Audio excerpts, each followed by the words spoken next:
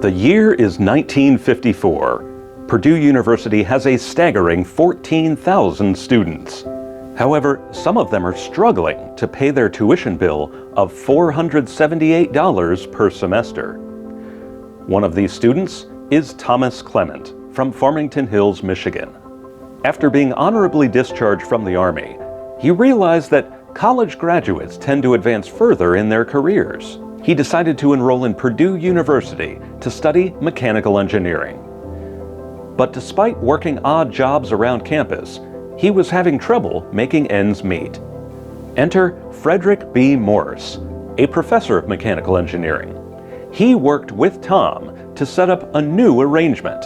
Tom would alternate semesters between classroom studies at Purdue and then working at Ford Motor Company.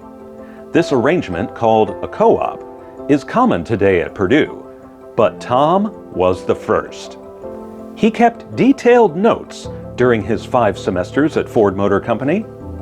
I had many opportunities to sit in on meetings with project engineers, design draftsmen, and pattern makers who were discussing engineering changes and design problems, he wrote. During all of this, I had a front row seat from which I could observe all their activities.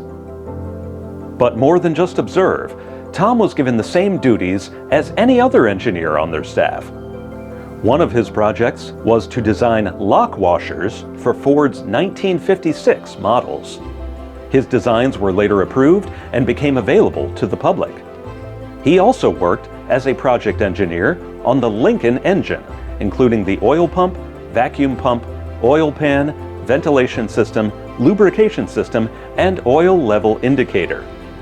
Tom graduated from Purdue in 1958, and like many co-op students today, chose to stay at Ford Motor Company because of all the relationships he had built there during his co-op.